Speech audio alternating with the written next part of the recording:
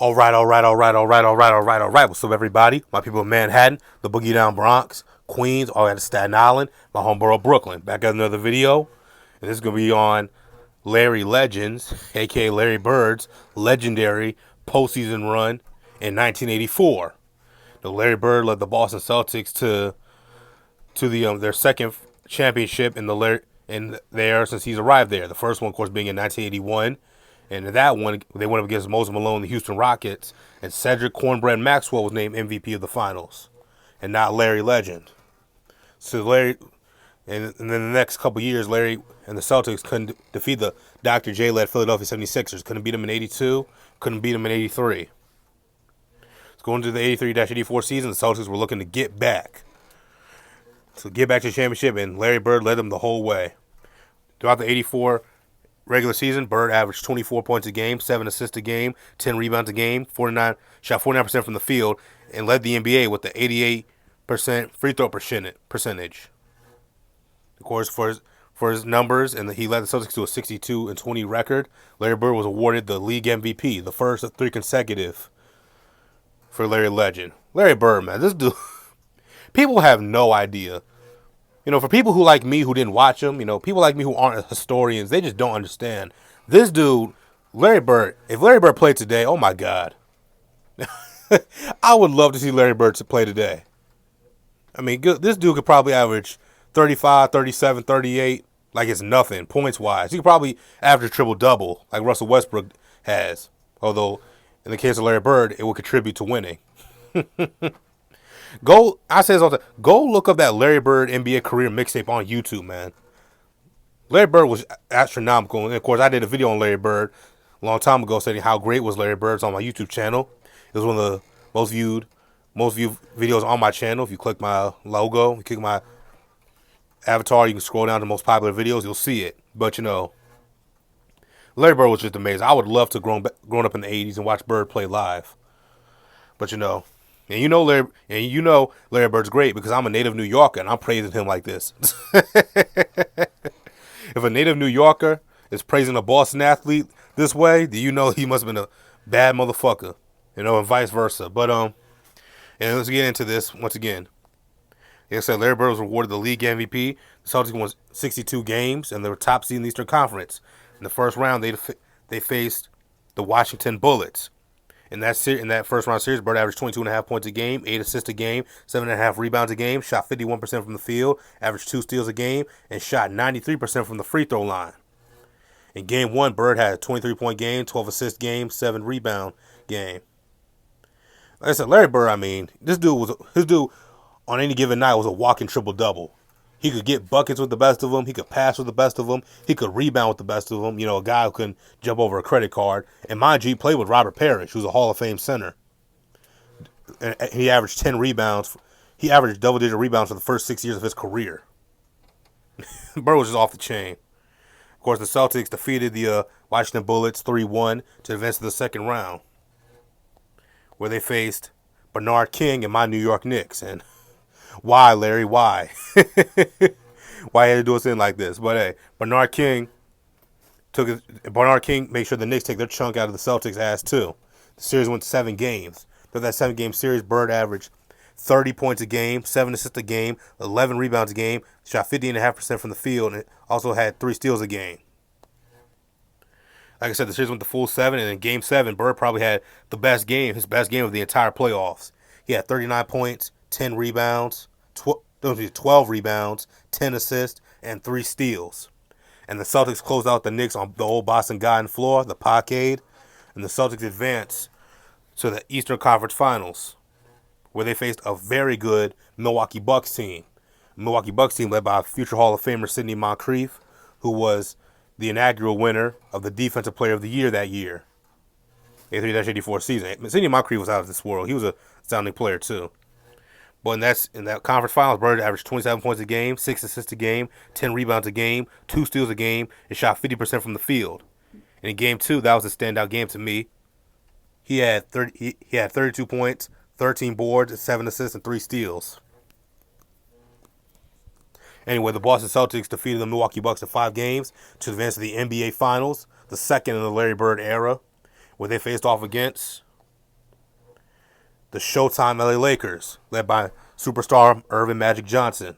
This is the second time that Larry Bird and Magic Johnson were meeting in a championship game in their careers. Obviously, back in 1979, they met in college. Magic with the Michigan State Spartans, Bird with the Indiana State.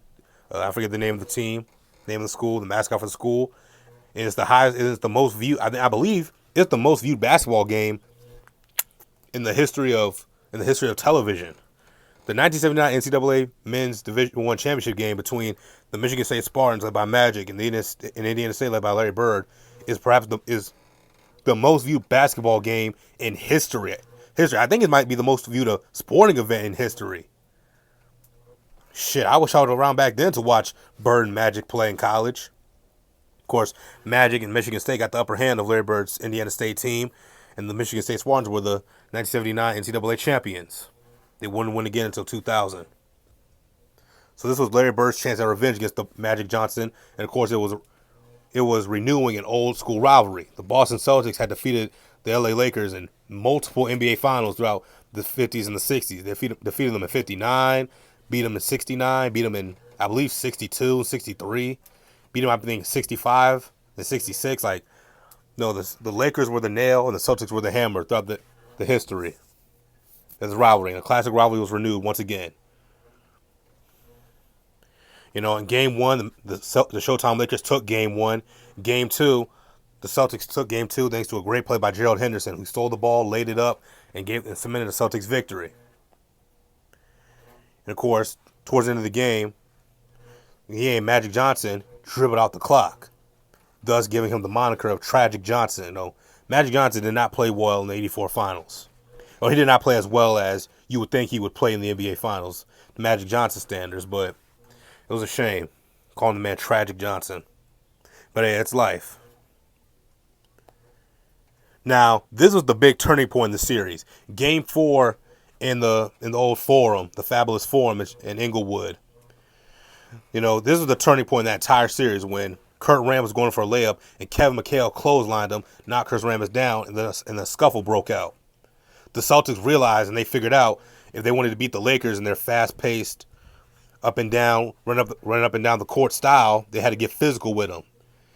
You know, the Boston Celtics were physically tougher and mentally tougher than the Lakers. And that's what they figured out in this moment with Kevin McHale, who at this point was a bench player, was coming off the bench because Cedric Maxwell was still the starter. So that's what the Celtics did. Larry Bird, you know, arguably the best trash talker in NBA history, did his thing.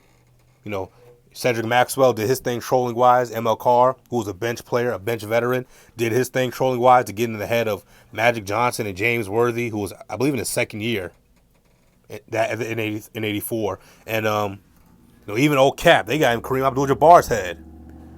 You know, Kareem yelling at Larry, "White boy, I'll kick your ass." And if you want to get a further in-depth look at this rivalry, go watch the amazing, outstanding docuseries that ESPN did back in 2017 called Celtics Lakers Best Enemies. 3-part. To me, it's probably the third best basketball documentary I've ever seen. The first, of course, being The Last Dance, and the second would probably be the Fab Five. And hell, I might put this one ahead of that Fab Five documentary, but this was just incredible. Particularly episode 2. All of episode 2, not to spoil it for anybody who hasn't seen it, but all episode 2 covered the 84 finals, and it was just great. That was probably the best one of the 3 parts, but they even got, when you get a guy like Kareem, who's, you know, very astute, very calm, it's a cool, calm demeanor, and who's extremely intelligent. When you get him to snap, get a little emotional, you know you got him. You can break the whole unit. And Kareem Abdul-Jabbar later admitted that he lost his cool and that he and the Lakers were more focused on getting the Celtics back physically instead of winning the series. Larry Bird wasn't no punk, man. You know, anyway, in Game 5 I believe Game 5 was in the Forum, if I remember correctly. Well, Game 5 was a standout game to me in the series for Larry Bird. Larry Bird had 34 points, only 2 assists, but 17 rebounds. And, of course, the Celtics took that game, thus setting up a classic Game 7 in which the Boston Celtics defeated the Lakers in the NBA Finals. Thus Larry Bird finally defeated Magic Johnson in a championship series for the first time in his career. And the only time in his career, unfortunately, for Bird. But, you know, hey, it is what it is. And the 1984 Finals is perhaps the greatest NBA Finals ever played. To me, it's probably the best. It's the best NBA Finals ever played. That's just my opinion. You know, we look at the two teams, the Lakers and Celtics. Look at the iconic moments and the great performances by Bird and so on and so forth. The Magic had great games. Magic wasn't bad the entire series, but he had a couple great games. But those few meltdowns that he had, like dribbling out the clock, is why he was dubbed Tragic Johnson. But this is probably the best NBA Finals of all time. Period. But that's definitely an intriguing conversation. What was the best NBA Finals series of all time?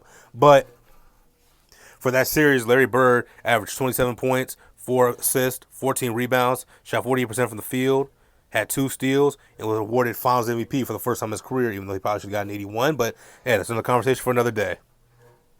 But anyway, what do you guys think? Was Larry Bird's 84 postseason run the best of all time? Do you agree that the Celtics-Lakers 1984 NBA Finals matchup was the greatest finals in NBA history? Let me know in the comment section down below. And once again, man, go check out that Larry Bird NBA career mixtape. I mean, my God. Go check out the video I did on Larry Bird. Go check out the 30 for 30 on Celtics-Lakers best of enemies. Larry Bird was just a bad man. He was before Aaron Rodgers, Larry Bird was the original bad man, as Stephen A. Smith would say. All right, see you all.